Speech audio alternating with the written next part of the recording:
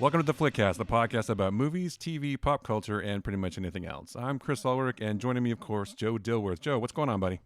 Hey, since we decided we're going to start swearing in this podcast, I just have to start out with, and we can discuss it later, but fuck cancer. That's all I'm going to say. That's all you're going to say, okay. Yeah. Yeah, I agree with that. Oh, fuck it. Yes. Yeah, fuck cancer. Wait, you have to wait till we introduce you. Ah, damn it, I'm not real yet. Sorry. No, So, you're all not right. a real boy. As we said before, as we've teased before, we're going to start having guests. And our first guest today it's very exciting. I'm very excited to have him. He's a friend of the show, my friend, Joe's friend, everyone's friend. He's a good guy. And Don't put me out. I don't want to be everyone's friend. That sounds like a lot of pressure. All right. It's none other than Matt Raub. Matt, Hey, welcome back. thanks, man. Thank you for having Matt. me. Yes, welcome aboard, sir. I appreciate it. Welcome back, buddy. Yeah, the prodigy son, prodigy son returns. Yes. Prodigal. Sure. That's right. You're back. So The prodigy son, the CompuServe son. Yeah, exactly. All the sons. Yeah. exactly. It made sense because you and I, as people may or may not be aware, you and I started this thing a long time ago, and it made sense that if we're going to do this again in 2020, sort of reinvent it, that we have you come back as our first guest and sort of help us kick it off. Hell So yeah. Thanks for coming. Thanks for having me. I'm touched to be back to help you guys kind of ring it in a new format. This is awesome, and I like that you could swear now. I feel like that. I remember that being a thing back in the day that we didn't do it, but it makes sense. Why I think not? it was just to keep it cleaner for Apple. I don't know if it matters now. There's a lot more places you can put podcasts. Exactly. So, Yeah. I feel like we put that on ourselves. I feel like that was like we should not swear because the kids, for the children, and then kids, yeah. all Now those the kids 8-year-olds would listen to us talk about Star Trek, and now they're not. So it's great. Sure. Yeah, well, we were kind of like that for a while, too, when I joined up, and we were very reticent to do it. But, we're in brand new times now, so why not? Yeah. That's right. Why Things- not? all the rules have gone out the window during this weird time that we're in, I guess. So before I don't want to get too down, but I would like to just ask Matt. I'm so glad you're here. I would just like to ask you how you doing, what you've kind of been doing during all this time, and keeping yourself busy and all that stuff. So can you tell us what's going on with you? Yeah, all this time. Are we talking all this time since the last time I was on Flickcast, or all this time as in when the world broke in 2020? Because I could give you both. I think maybe we'll just keep it confined to the last 6 months or so. All right, the last 6 months or so. Things have been good. So I work with a company called Smosh. I'm the vice president of unscripted content at a company called Smosh, which is one of the oldest and biggest comedy brands on the internet. We've been around this November. We'll be around for 15 years. Predating YouTube. And I joined the team about 6 years ago. On the game side, and I've been around ever since. We were originally with a company called Defy Media. They went belly up to November of 2018, right? What year are we in? Yeah, this year doesn't count, but I think 2018 still happened. I think it's 2020. So Yeah. Sure. Why not? Sure. Yeah, why not? So then we worked with Mythical Entertainment, which is Rhett and Link, who I worked with a long time ago, like around the time that I was still with Flickcast. I worked with those guys, and they have blown up in their own right over the last 7 years or so, and they have an entire company, and they helped get us Smosh out of the financial situation that we were in with Defy being gone, and we are now kind of with them, and they're our sister company, and I came back on board to kind of lead the charge on the unscripted stuff, and it's awesome. It's really cool. But with that, then the world broke. We were on tour in Australia for our Try Not to Laugh tour, working with a company called Supernova, which is like a kind of like Wizard World or like a smaller Comic-Con here, but they do it in Australia. We were in 3 towns. God, it genuinely feels like it was like 10 years ago, but it was like March of this year.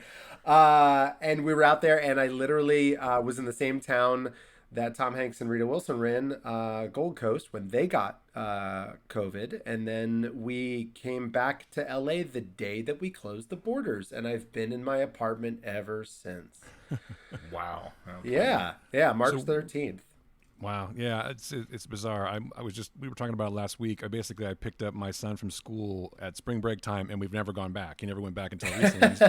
He's doing, we're doing video school now or online school, but it's like the whole thing just blew up. I mean, obviously we weren't in Australia or anything like that, but where are you right now? You're at your apartment. Are you inside or outside, or where are we talking to you? I am inside in my apartment. I'd love to say that I stayed in nonstop the last 6 months, but there were a couple reprieves I needed for mental sake. I went up to the mountains once or twice, and then very recently, because we produce content and digital content, and a lot of it, we've had to come up with an alternative and safe solution to figuring things out. And when we first started all this, we worked to ship cameras and micro production gears to all of our cast, and kind of did the remote shooting thing, and that was fine, and it worked out really well, and it was a novel thing for everybody to see, like, oh, they're still making it work, it works. But we could only, on the gaming side specifically, which is one of the arms that I run, it was limited to basically Jackbox games, right? Or Quiplash, things like that, and nothing else. We really couldn't do that much more.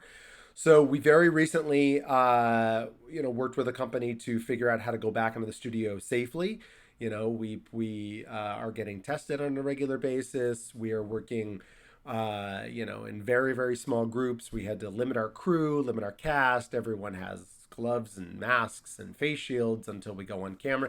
It's a lot. It is the new normal for now, but I think that it's gotten us to a really good place, and it's taught us to, that a lot about safety and precautions and things that we have to really focus on. So it's interesting. It is quite, I've learned a lot more in 2020 than I ever thought I would have about health. So, yes. There we are.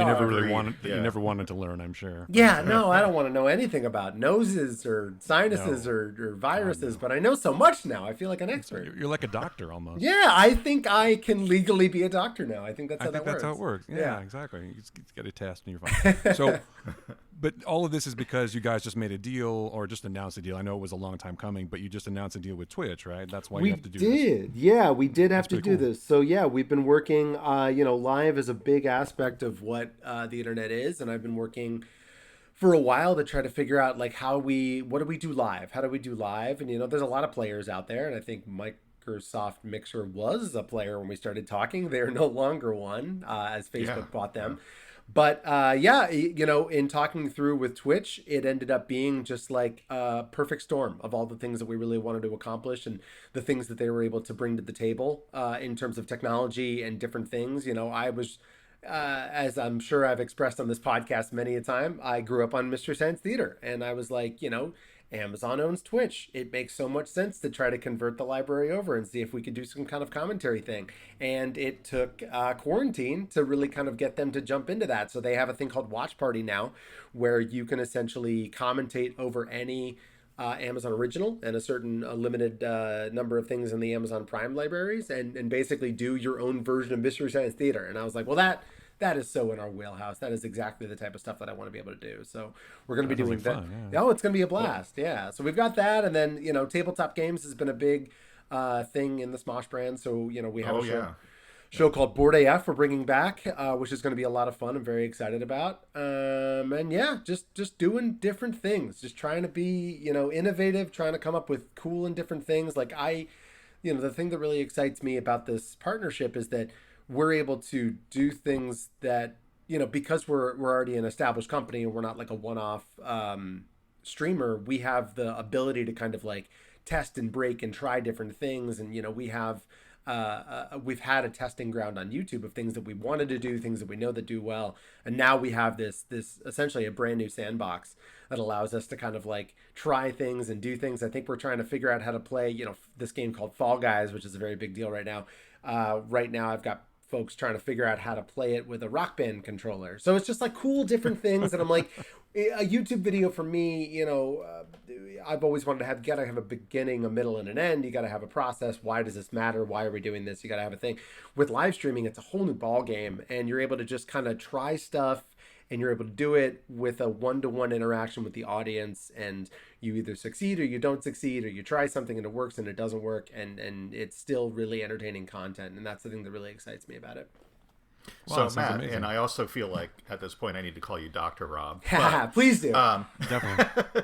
I was kind of curious that, you're producing digital content stuff for online. Did you find that having to adapt the production to meet the needs of our broken world?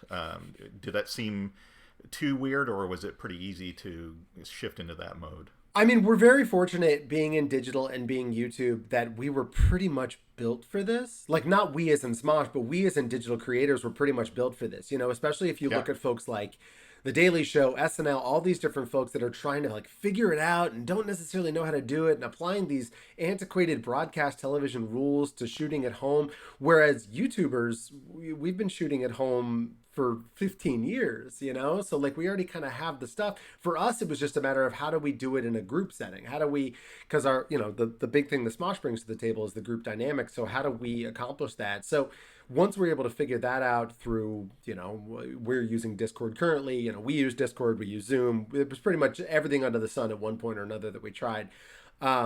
But I do feel like we had kind of an upper hand going into quarantine of like, oh, well, yeah, we you know, we have our edit team that works at home. We have cameras that we could send, and we drive somebody around, make sure that they get the cards and the drives, and then we're good to go. Right. So it you know, in that mindset, we were kind of, we had a bit of a head start, but it was still difficult. You know, it was still very difficult to figure it out. I've, you know, in producing for Smosh, we've kind of created an environment of, you know, it's a comedy culture, right? So, you know, folks behind the camera can laugh, folks that are the producers or the camera crew or anything like that. And that changes things very drastically when you're doing a comedic bit and you're only doing it in your apartment by yourself. You don't have the reassurance of, you know, your friends laughing at a bit that you're doing or your friends telling you that that bit's bad. You just kind of have to assume that it works or it doesn't work. But we made it work. We pushed through, and I think that we have some really solid content, some things we're able to kind of pull off. Luckily, you know, I had just moved in December to a place with a gig up and a gig down. So like internet might have been tricky a year ago, but now I'm like, oh my God, thank God this worked. Do you get a sense, I mean, Chris and I talked about this in a previous episode about how kind of, I mean, just in film and TV, but I'm sure across the board, production has changed so much, and it's, you know, kind of unclear how things are going to go in the future. Do you get a sense of this is kind of being accepted as how things are going to go going forward with all the protocols and things like that? Or maybe, you know, is there still kind of that hope hanging out there that things are going to go back to, quote unquote, the way they were?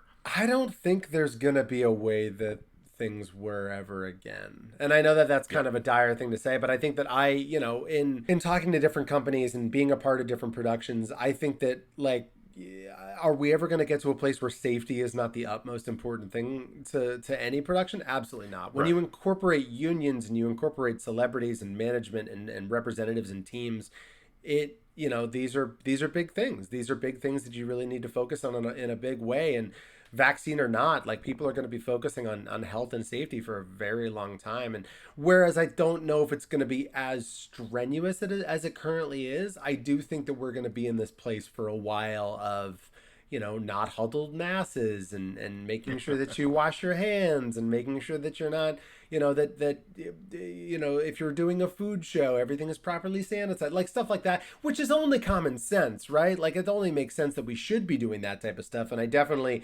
as I'm sure you guys have, like, watching TV, watching things from a couple years ago and people like high-fiving or putting your finger in a coworker's mouth or something stupid like that. Like, the fact that things we got away with those things, and it was just like, now you look at it and it's just like, wow, that, like, even shaking hands these days is like a luxury.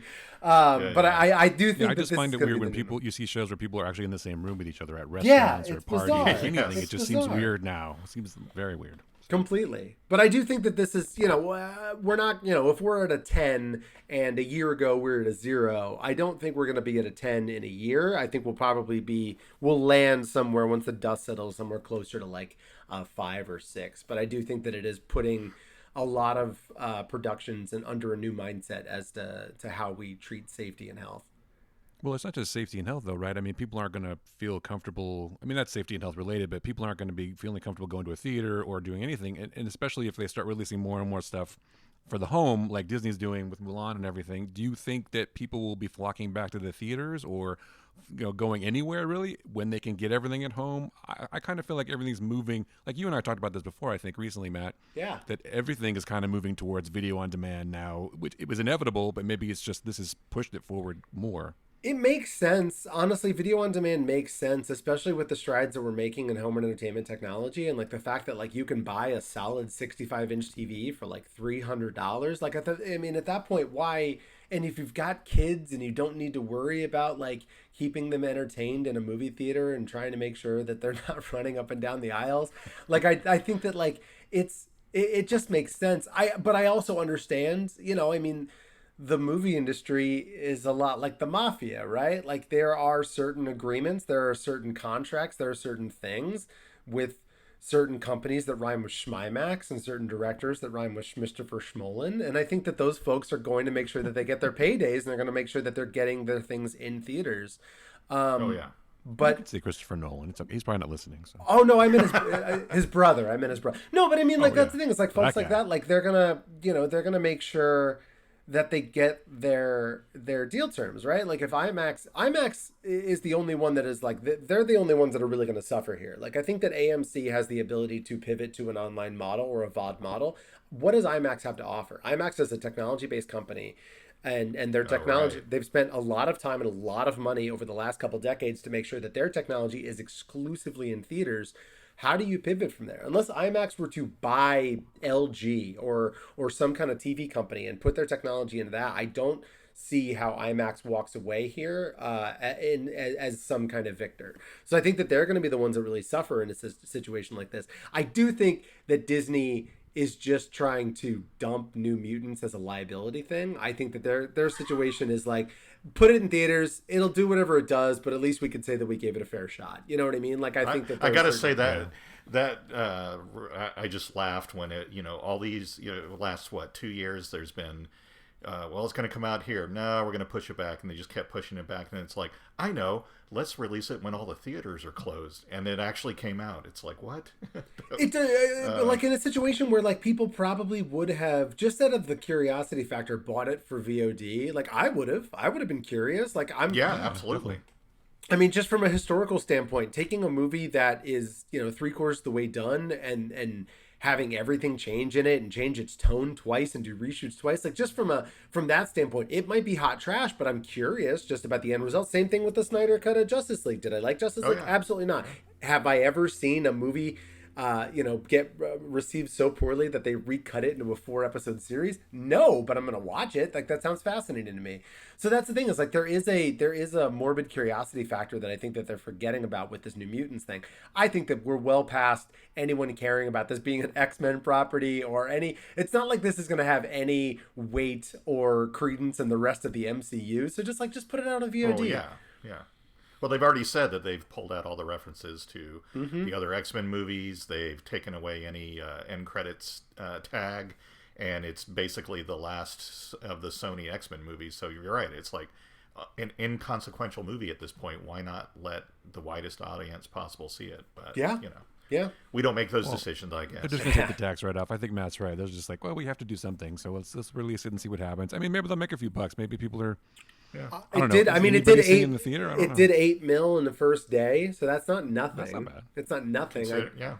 It's probably a fraction of what they spent on marketing alone, but Sure. I do think that it's. I think that it honestly, if based on all the drama with AMC, based on all the drama with Nolan, if I'm Disney or 20th, what are they referred to now as? Not 20th Century Fox. It's just Century Fox, right? Or they got what did they? Right. Yeah. I think it's 20th Century. I don't know. 20th Studios. They dropped one of the words. I forget what it is because I haven't seen the crawl yet. But if I'm them, and this is like such a low risk, like this was already a failure. This is a failure to launch type of a movie. I'm like, yeah, let's test it out. Let's put it out there. It's low cost, low risk. Let's see what happens. And it did $8 million in the first day. What it says for humanity is probably bad, but what it says for the movie industry is okay, well, people are still willing to go out and see stuff. I've yet to go to a drive-through. Bottom line business. So. Yeah, I'm curious how that is. I'm curious what the drive-through situation is. I've got friends that went in LA to a drive-through New Mutants and said it was pleasant. So I'm curious. I don't know. Next week will be the real test with Tenet. We'll really see what that looks like. You mentioned the Snyder Cut. I think I was thinking about this the other day. The Snyder Cut is actually a pretty good economic move for HBO Max too, because basically they're getting almost a brand new product for a little bit of cost, but it's a lot less than they would have paid for something like it was a brand new IP or something, or to create a whole new show. I mean, they could basically just throw a few more bucks into something, and they've already made their money back on it before, and now it's like, oh, well, now we got this brand new thing, and there's going to be interest, and people are going to tune in to watch it, and they're going to subscribe to HBO Max so they can see it, but it hasn't really cost them that much. I mean, didn't they do something like $30 million? Yeah, $30 million is if you think about it, is nothing to create a whole new series, though. I mean, that's not that much, really. Maybe. I'd be curious to see. I'd be curious to see what they're really doing. I mean, look, is it going to be night and day? No. I also am really grossed out by their marketing campaign of like, and it might not have the religious connotations that he's using by using Jeff Buckley's Hallelujah, but the fact that they're treating Zach like he's the savior of this failed project and only he can save it is a little nauseating, because it's like, I get it. I'm not a huge fan of the narrative of this Joss Whedon stuff and what they're doing with, how he's being perceived and the stories that are coming out about him and Jeff Johns and all these things. And I mean, like, seem like villains in this whole thing. Completely, which is a real bummer because he was brought in to really fix this movie and help a colleague whose daughter went through a tragedy. And who himself went through a tragedy, and now he's really being painted as this monster, which is just unfortunate. Not to say any of the things that Ray Fisher said aren't true, and I'm sure that he was obviously in a very uncomfortable position. But I just think it's unfortunate that you have to promote a movie to spite another person's hard work is just a really unfortunate way to market something. Right, it's like you have to elevate something and you have to destroy something else in the process. It's unnecessary. I agree with you. It's like Snyder saying, "I've never used one frame of footage from Joss Whedon." Blah blah. Yes. It's like he's angry with Joss for coming in to try to fix the movie. When in reality, he was only there for like the last 2 weeks of production. Like it's not like he was there for the majority of the movie. He came in and did some. He shot the majority of it, though. Yeah. Well, but here's the thing, though. I mean, I'm not gonna defend and say that Joss Whedon is any saint by any measure, because I'm sure I have to believe that some of the things that he's being accused of are true. But he was kind of brought in an impossible, unwinnable situation. He was brought in, like you said, in the last 2 weeks, and I'm sure he had the studio going, "Here's the movie we would like you to make." Totally. So, I think he delivered the best thing he could, and I'm sure he probably was not very nice on set, but again, under immense pressure. And we got what we got, and now we get to see the other side. But if it was an isolated case and there weren't other things about Joss and the work that he had done in the past with charisma and things like that, then I'd say one thing. But it's just unfortunate. I do like the idea of a redemption story with Zach, where he's able to come back and reapply his art and his craft to this movie to try to bring it to something. And like I said, I'm gonna watch it. I'm fascinated by the concept of taking a movie. I think the closest, and you guys would know better than anybody, I think the closest that anything's ever been to this is what maybe the Blade Runner cut, right? Where someone has taken a movie and then recut it to be like exponentially longer than the original cut. Not like a director's cut, but I mean, like, I feel like Blade Runner is probably the closest to this case in terms of like runtime to runtime. Yeah, no, I would agree. I mean, if we want to equate the 4-hour miniseries, it has been done once before with Tarantino's Hateful Eight. They made that into a 4-hour. Yeah, it was a 4-hour miniseries on Netflix. So that has. But that wasn't because someone came in and tried to fix the movie, though. I think Tarantino that had Tarantino's blessing, right? They still did it to spite Joss Whedon, even though he wasn't involved, which I thought was an odd choice. Yeah, that was kind of weird. But, No, I totally forgot about Hateful Eight. I always remember Bloody Affair, but I always forget about Hateful Eight. Yeah. No, I gotta go back and watch that too. I mean, as I've said this before too, I just find the whole situation of Zack Snyder's ruined Superman, and now he's ruined Batman and Wonder Woman with these awful movies. And yay, he got fired from Justice League, or he left, and now Joss Whedon is going to make it better. Well, wait, no, this Joss Whedon cut is horrible. We need Zack Snyder back to save us. Well, now we've seen the first trailer. Zack Snyder is a hack. We hate them. At some point, we have to realize that it's not the renovators, it's the house. It's got bad bones. Yes. It really comes down to like, look, I mean, I've been watching, devoutly watching comic book movies my entire life, and like it's been a mess since day one. Like Warner is a studio, an old school studio that has a lot of creative control over everything that they do. So there's going to be a lot of chefs in every single production, and you can tell. And I think the most evident of that, the only time that they never really tried to hide it was probably Suicide Squad. Suicide Squad is the movie equivalent of like a giraffe being, evolution by committee. Like, it is just such a mess. Like, let's make it a music video. No, let's also work in these parts. Let's kill this character. Let's bring this character back. Let's rework this thing. We gotta add more Joker. Like, it's just such a mess. Release the Ayer cut. Oh God, yeah. No. I'm ready to move on. I am, however, as down as I am on the Snyder marketing, I am so bought in on Gunn's Suicide Squad. I will literally, I will back it 1,000,000,000%. I will absolutely. I'm like, this is going to be a great movie. I will buy a poster right now. I don't care. Like, I'm committing to this damn thing. It looks. Well, do you think he had the same problem with his Suicide Squad that Ayer had, or no? According to James, and James is he's going to be very honest in the press, which is just it's one of the great things about him. He has said multiple times this is him unfiltered. He is unfiltered. He had, coming from Disney, he had zero studio notes. He had zero pushback. It is him doing him. He got Arm Fall Off Boy in the movie. Like, it's going to be great. Like, it's going to be fantastic. I'm so in. Yes.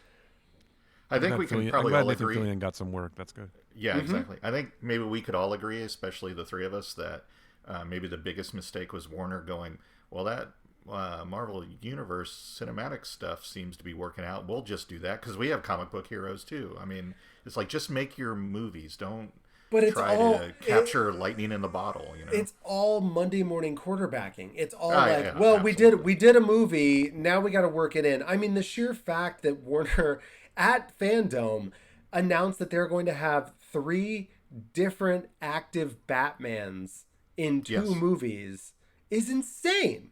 And they're all different universes, kind of, but they're all the same. Like, you're going to get Keaton, you're going to get Affleck, and you're going to get Pattinson. It's like, what? Yep. Why? Like, it doesn't make any sense. I feel like they're just kind of being like, multiverse, and running away. It doesn't make any sense. It just seems...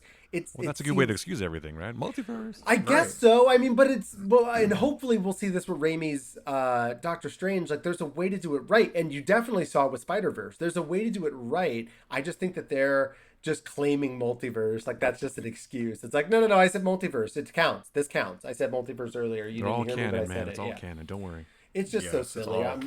I'm going to see it all. We're all going to friggin' see it all. Oh, sure. Of course. Sure. I think it's a way to, cover your ass, too. It's like, well, let's just throw everything up here and see what appeals to people, because we don't really know what to do. Mm-hmm. We tried to follow the Marvel model. We tried to do this. We tried to do that. But we don't really know what's working because for some reason we can't seem to get our shit together.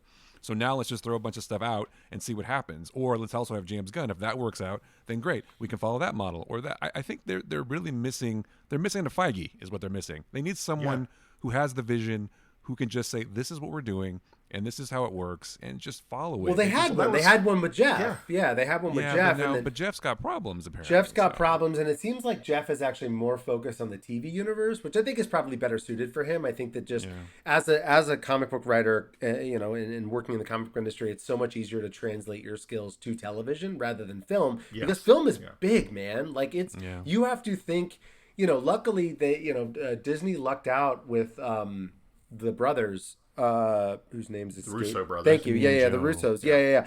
They lucked out with them because they know how to. They're able to look at a movie in 10 years and be like, cool, this is exactly where we want it to be. It's really difficult to get to that mindset, and I think the fact that I think Jeff does a good job. I enjoy the shows. I really enjoyed Stargirl. I thought that was very enjoyable. I enjoyed most of the DC Universe shows.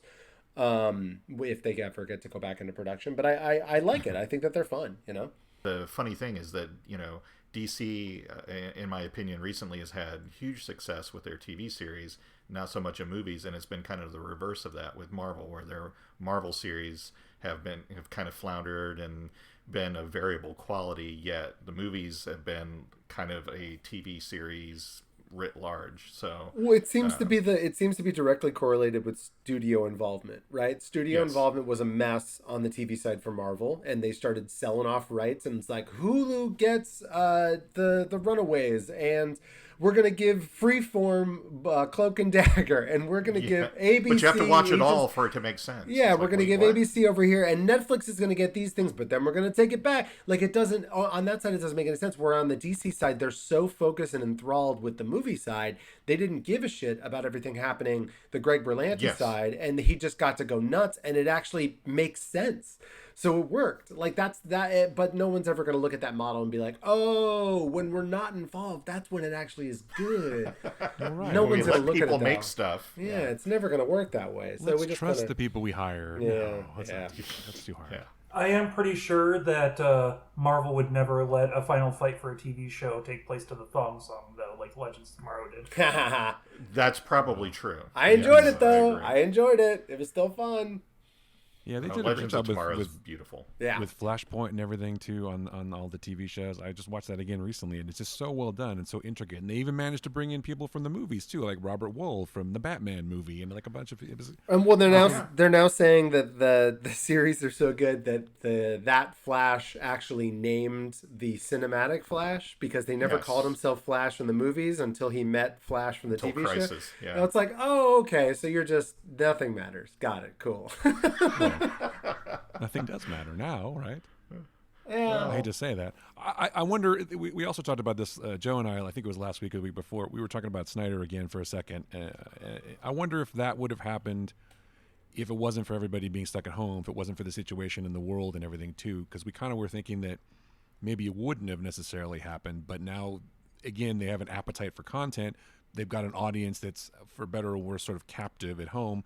And they need to expand. So it kind of feels like this was a good opportunity for that too. Do you think that had anything to do with it, or is it just speculation? I think it's a perfect storm. I do think that, like, look, in knowing folks in this industry and just even reading the articles, like, animation and computer animation is seeing a boom right now, because it's one of the only industries that can essentially go completely unaltered in the current situation. They can record everything at home. Right. Yeah. So, and I do think that, like, because the majority of the stuff that Snyder had was in previs, and they have the ability to kind of like do CG there. If they had to go into a studio or go into a green screen to like shoot Affleck and the cowl again, I don't think we would have seen it happen. But I do think, because we're all home, because the majority of the stuff that he had previously done just needed a graphics pass and essentially like a full VFX build, I do think that this situation did assist that.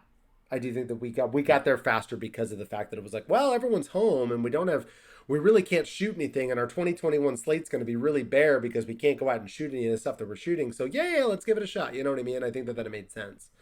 Yeah. Well, they got to have something. I mean, otherwise it's going to just be reruns of old TV shows or something, which is fine. Some of them are really good. So hey, what the hell? Hey, it works for me. Look, if they start like giving us more and more of the syndicated stuff of like weird 90s and 2000s shows, like I'll go back and watch those. And then once every 6 months we get like a Lovecraft Country or whatever, I'm down. I don't care. Like, it works for me. Yeah, Lovecraft Country is awesome. You've been watching that? It sounds like I have. I'm reserving judgment. Episode 1 was fantastic. Episode 2 was great, but it felt like a finale. It had like big finale energy. Like, it was like, I'm meeting all these characters and then we're getting to this big place and we're killing all these characters. Like, it felt like I don't want to say rushed, because it did the justice of everybody. And then next week, I don't know if you guys saw the preview or this weekend or whatever, it's like a totally different story. So I'm curious if they're doing kind of like a pseudo anthological thing where there are tethers in our main characters, but each episode or each 2 episodes is going to be a different setting so that they could set up a different Lovecraftian story. I don't know. I'm curious, but I also feel unless they're just kind of like, no, we told that story in 2 episodes and now we're going to tell a different story. Like, I don't know. I feel like that's a little odd. I thought I heard somewhere that this is from a book, and the book itself is actually a series of short stories. And they're adapting. I don't know if it's a correlation of 1 episode per short story, but maybe that has something to do with it. I'm in. So, I mean, look, they hooked me. They did exactly what they meant to do by having that dream sequence in the cold open of the first episode. I was like, oh, if this is going to be a taste of the show, I'm fucking in. Like, I'm so in. Like, no, it was awesome. It was great. It was fantastic. And like, it's like perfect timing in terms of the context of the show. Like, it's got a lot of really good importance. And they're obviously capitalizing on some of the really important talks that they started with Watchmen, which is great. I'm in. Like, I think it's great. I'm really excited. I just thought that it felt like the second episode of a show historically, and maybe this is just me for thinking this way, but like is normally like you're fleshing out your universe, right? Episode 1, you introduce everything, you propose several questions. Episode 2 through 4, you're establishing those questions even further and making, you're either setting up a twist or you're further diving into the world. We basically introduced all the characters, created all the questions in the first episode. Second episode answered like 90% of them. And then we're just kind of like moving on. And the only real question is like the book and like his lineage. And I'm like, okay, all right, well, that's fine. We got more to do. I don't know. I'm in. I'm still down. I think it's a really, really well made show. You're probably right, though. I think it might be, and I don't really know. I haven't read the book, unfortunately, but I think they're going to have a couple of episodes, and they're going to establish some stuff, and they're going to have a couple more that establish some different things, and maybe they'll bring it all together in a thread towards the end, or they'll just ask more questions than they answer, or answer more questions than they ask, or who knows. But it's either way, the world is amazing, and the whole thing is just. I think it's one of the best Lovecraft adaptations I've ever seen. For sure. In fact, probably is the best one. So I'm totally hooked, and I'll watch whatever. But yeah, I agree with you about the second episode. It did feel like. Did I miss something? Like I feel like there should have been a middle part to this, I'll look at my phone every once in a while, but I looked down and I looked up and I was like, wait, we just introduced everybody. We're already at the finale. We're killing off the bad guy from Ghost. This is all right. Okay, we're doing it. Surprise! It's only a 2-episode. Yeah, right. That's it. Enjoy. Good night. Yes. See you next year. Yeah, all but right, I'm excited for that. I think that's great. I'm very excited for Raised by Wolves, which I'm hoping is good. I mean, Ridley's hit or miss, but I think it'll be a lot of fun. His first television stuff he's directing. Ridley Scott and sci-fi go together pretty well. Yeah. I will say that you gotta give it a chance, right? Mm-hmm. Yes. Oh, definitely. All right. So where do you see the industry in 5 years, Matt? Where do I see the industry in 5 years? Yes. Where are we going? You know what's really interesting? I was actually thinking about this because I've obviously in the last 6 months to a year I've done a really deep dive on Twitch, and this might sound like a shameless plug, but I genuinely think I don't think it's a plug. I do feel like the world is moving more towards this live situation. I think that, the concept of YouTube, video on demand, things like that is great. And there will always be a world for that because I think that people want that era and they want that level of production value. But with things like HBO, Quibi, Peacock, everything in the universe, there's such a oversaturated market for these series, these edited series and these things that people are watching, that I think that people are going to eventually rebel, much like they did from TV to the internet. I think the only place to rebel, other than TikToks, is live, and I think that Twitch or Facebook or Caffeine are in this really, really good position to kind of be there when it's ready.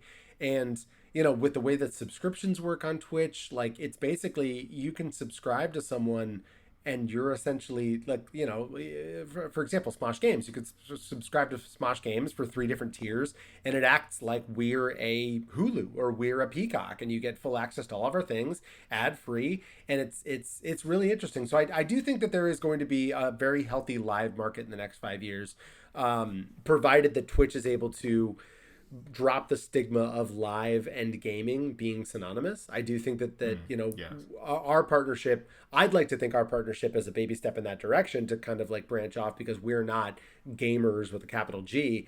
I do think that if we could find a way to, make it a little more accessible for everyone, for the moms of the world, for everyone's relative that is like, I don't know what an esport is and I don't care what an esport is.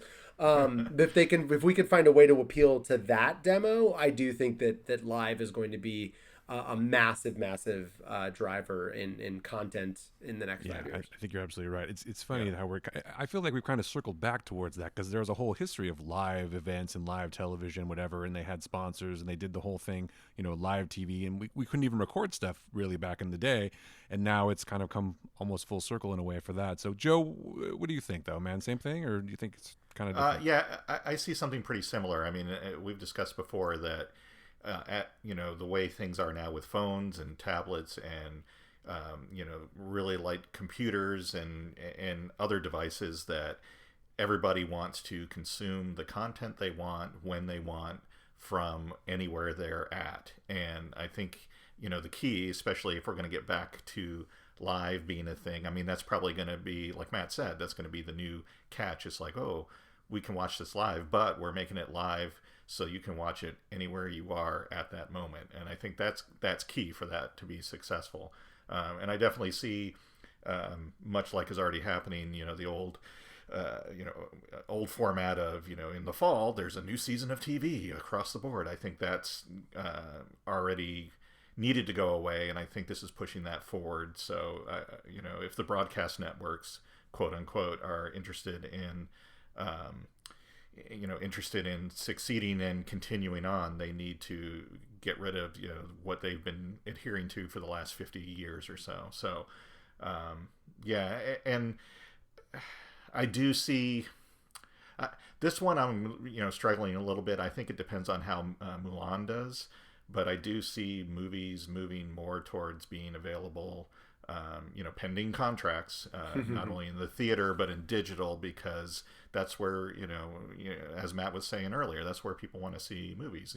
They can, put their kids in another room to watch another movie and have popcorn when they want and take breaks, and you don't have someone sitting next to you don't know talking through the whole thing. So, I see a lot changing, but I hadn't really contemplated the live aspect until Matt brought it up, but that makes a lot of sense. But like I said, the key to that would be if you can make it widely available from anywhere. So yeah, definitely. So I think that it's going to be a combination of things. I really feel like even if there's a vaccine, even if people are feeling more comfortable to go out, I think it's going to take a while for people to be comfortable. They're going to still think in the back of their minds. I mean, some people are going to be like, whatever, I don't care. But I think it's going to take, at least for me, and maybe I'm just more cautious, I don't know that I'll go out there even if there is a vaccine. Or I'll be thinking, what's the next thing that's going to come up or whatever? Because who knows this was coming? So, and now there might be another one. So for me, it's going to be more difficult to go in a live experience for a while in person, in public with people. I'm much more comfortable watching things at home, and I think a lot of people are starting to get used to that. So it's going to be that I think theaters will survive, but I think they're going to become more of a niche kind of thing. Like some people who really want the theater experience are going to go, but I don't think we're going to ever come back from where we are. I'm excited to see what theaters do to entice people again. You know what I mean? Like from simply a marketing standpoint, it's fascinating to me because 3D, what the hell is it called? Boom box, X chair, whatever the fuck the thing is, what makes you rumble or whatever. Vibrate, all that stuff is cool, and I'm like, oh, it's the movie theaters are now amusement parks. That's fun. Like I'm into that notion. I'm into the notion of like making it feel like fun and special and neat, and that's kind of a cool thing. And I'm curious like what else they do. I'm assuming it's probably going to be personal hand jobs in every seat. There you go. That's my thought. That's my thought. I'm sure there are places you can get that now, really. Probably. Everyone depending on the theater. Yeah, everyone walks in, they get their sanitized fleshlight. No, but I'm just really curious what levers they're going to pull to make it a thing. Like I'm just, it'll be really interesting to see how people try to rubber band society back to quote unquote normalcy. Well, theaters have already been kind of having to do that. I mean, because you have living room theaters that have full menus and bars, and there's already been things like Fathom Events bringing in super cuts of TV series and concerts and stuff in the theater. So to a certain extent, they've already been needing to do that, and they may have to go even further with that. I don't know how. But that's my question. I'm like, further, I'd love to see what is the next evolution of theaters begging people to come into theaters. Lower prices to 15 cents a ticket or something. Yeah, something crazy, right? Yeah, no, I think that's no one will ever do that. Yeah, I'd be very curious to see what the move is, but I do think it's going to be a couple of years. It's not just movie theaters. I mean, it's people going to restaurants. I mean, there's always going to be that crowd that doesn't care. Like now, people still want to go to restaurants and they're angry if they can't, and they get mad if they have to wear a mask or whatever. But they pivoted pretty quickly. Chuck E. Cheese, you can now order delivery, so they pivoted pretty fast. I think that movie theaters don't really have that ability, even though the Studio Movie Grill by my place you can order delivery, which I'm like, if your food choice is the studio movie grill, chances are your priorities are a little fucking weird. But I do think, I am curious. That's not your biggest problem. Yeah, restaurants. I think restaurants have the ability to at least tread water. You know, they're not necessarily booming, but they're not able. You know, they're not hemorrhaging to the point where they have to close. But movie theaters are a very destination based thing. Other than, you know, I'm not sure, other than like amusement parks and things like that, like what, and obviously sports, live sports, I'd just be very curious how those adjust in the future. Yep. Yeah, it's interesting. I'm glad I'm not in the live sports world for sure, or amusement parks either. Yeah, I mean, amusement parks are a big kind of part of Disney, for example. I know they were trying to open the parks, and are they still open, or did they close them again? I think they're still open, right? I think they're still open. They are still open. It's limited capacity. It's a whole ordeal. The concept of any of those things is, I'm like, nah. I mean, that's not a problem I have to deal with because it sounds terrible. Yeah, like I don't need to do that. I don't think there's a single, other than like going to work, I don't think there's a single place where I'm like, you know what, I'm going to risk it and I'm going to do it. Like somebody sent me, there's like a Stranger Things drive through, like a haunted house type of thing. And I'm like, I'm good. I'm good. I don't mind just kind of taking a knee on Halloween, watching Elm Street and just chilling in my underwear. Like I'm good. Sure. Like you're doing right now. You're probably in your underwear. Right. Now, you have so the camera is on, so you can see. Yes. Okay, good. All right. We are recording that part too. Perfect. Well, That's live. what the You're all about live. Right. So. It's what the Patreon is for. The Patreon gets the video. Yeah. Absolutely. They get the nude show. Get so. Matt Raub in his underwear. So. I'm so sorry, world. For that, I would think. Yeah. No, you've been working out, right? So. Yeah, once or twice. It's great. Yeah. I'm sure you're looking good, man. Keeping it tight. Thanks, man.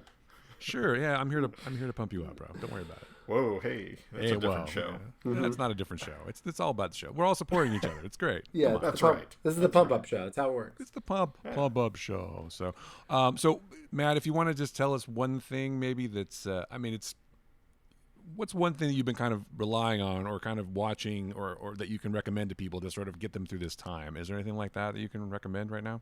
Work out. No, honestly, the gym. Working out has been definitely the thing keeping me sane in the last 6 months, which is fantastic. I'm doing the P90X, and it's easy in a world where you can't.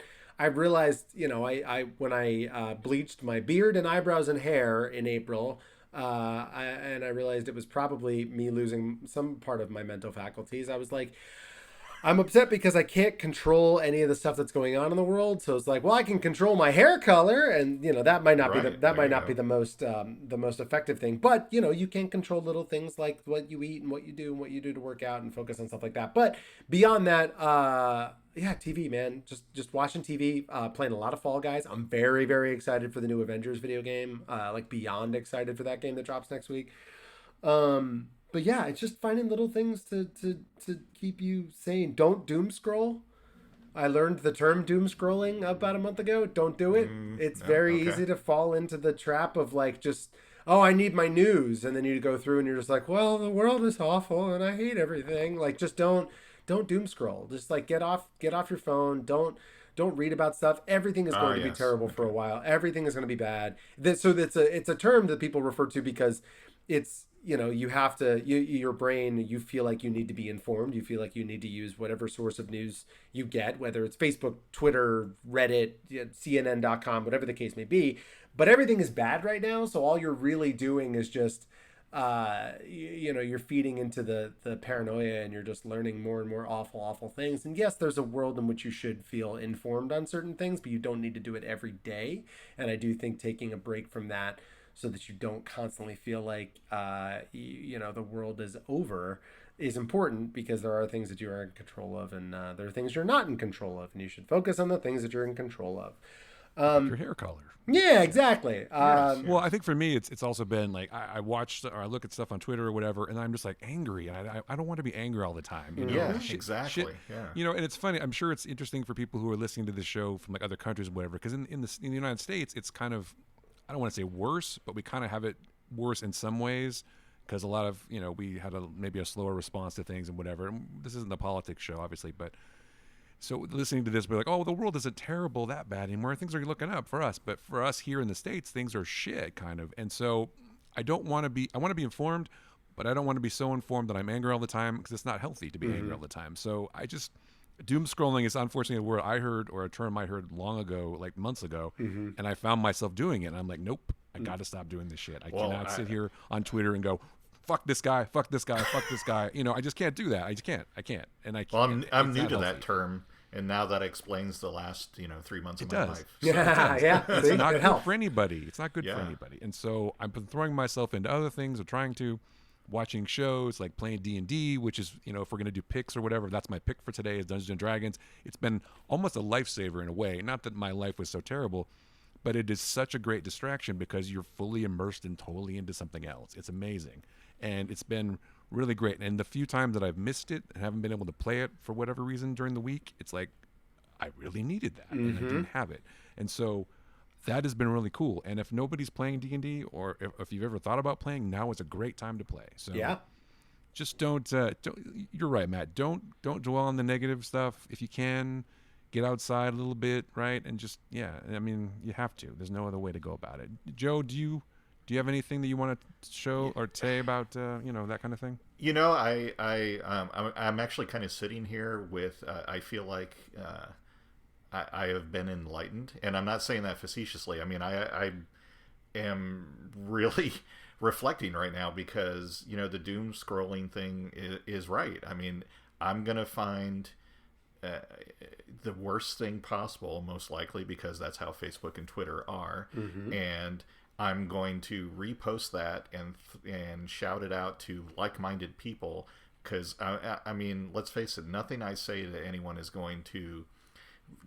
from me is going to sway how they vote, how they think, or anything like that. So all I'm doing is just kind of it's kind of a negative feedback loop. I'm just making it worse. And it's not to say, like Matt said, that there aren't things to be concerned about. There aren't things to be informed about. There aren't things to go, hey, look, this is wrong and I don't believe in this. But the daily, hourly thing is just disheartening and soul crushing, and things are gonna play out how they are, and the best I can do is be informed on the things that are important to me and act and vote and whatever accordingly. So I'm kind of astonished that none of this ever occurred to me before, and this is actually a really cool revelation. That's great. No, that's awesome. I mean, it's really important. Good. Yeah, my I learned it through my hairstylist, and it was a thing, and we were talking about it, and I was like, it's got to be. It doesn't make any sense. And she was talking about how her boyfriend would just get so mad about just scrolling through Twitter, and I was like, I feel like everybody is. And in looking it up and researching it, I found that it's a thing, and it's been a thing for a while, and.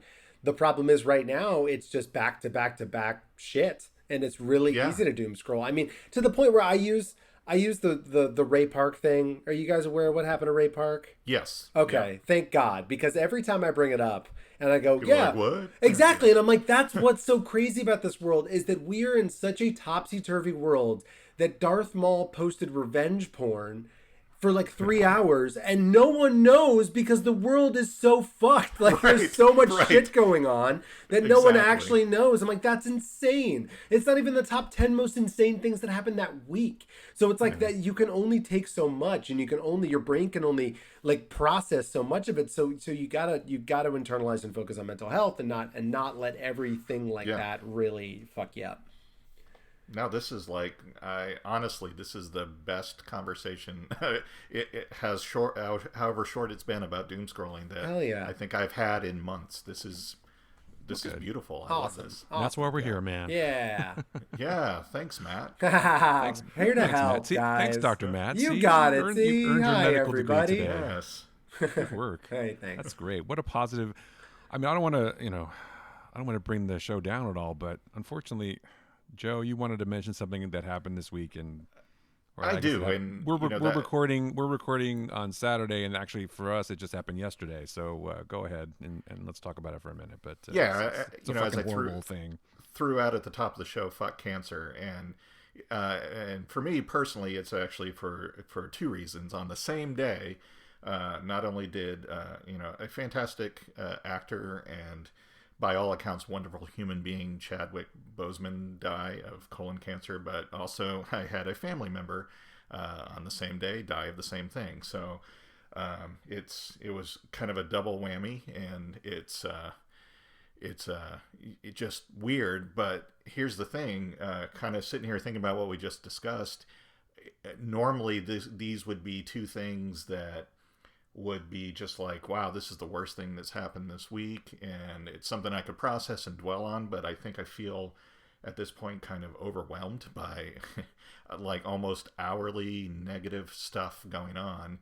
And I mean, even with Bozeman's death, there was immediate policing of how people should react to it, and as we all know, I'm sure, is everybody dogpiled on Screen Rant for posting a obviously inappropriate story, but that was like suddenly the hill everyone wanted to die on. And it was just it was weird having these two events happen, and as Matt said, not even thinking that that's the worst thing that happened this week, even though one of them was personal, right? So it's a horrible thing, and I think I want to go with what most people are saying on Twitter about Chadwick, that he's an icon. I think he's an icon now for the ages.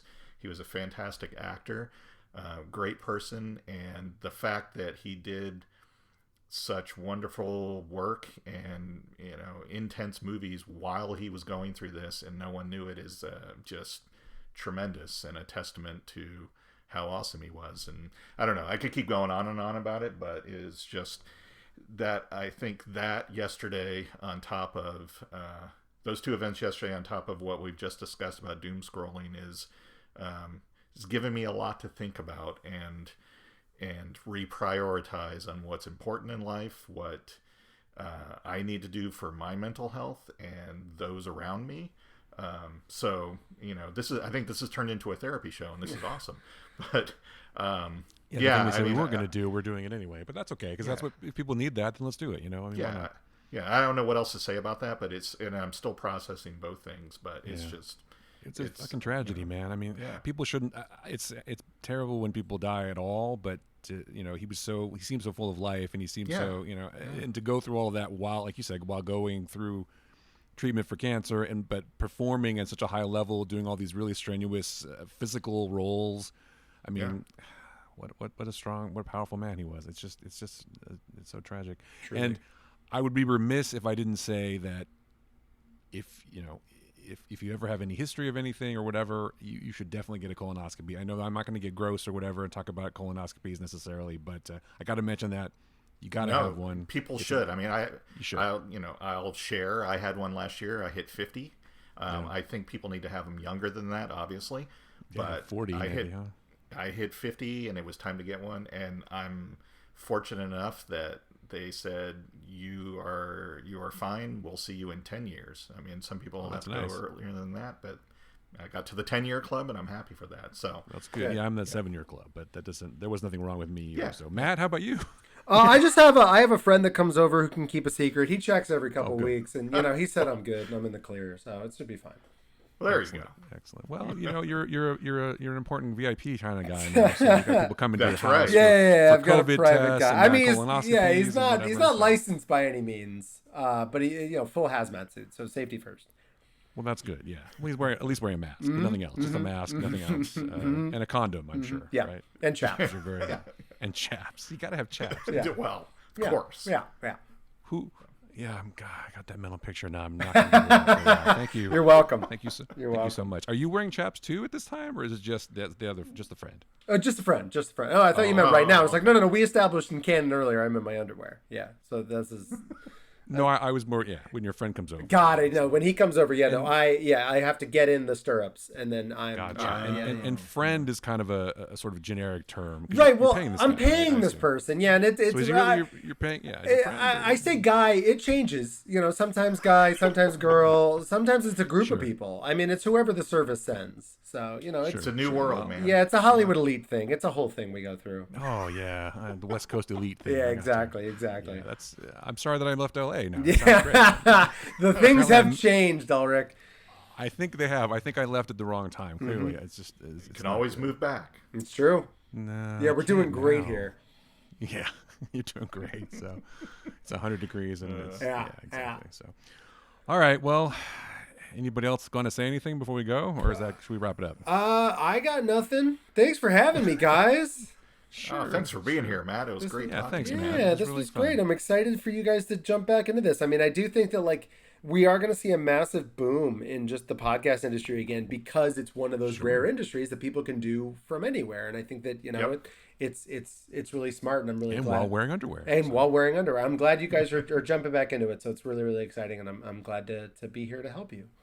I appreciate Kick that. things It was off. great to have you back. Hell It yeah. only made sense to have you be the first person to come back. It I only made appreciate sense. Absolutely. it. I appreciate it.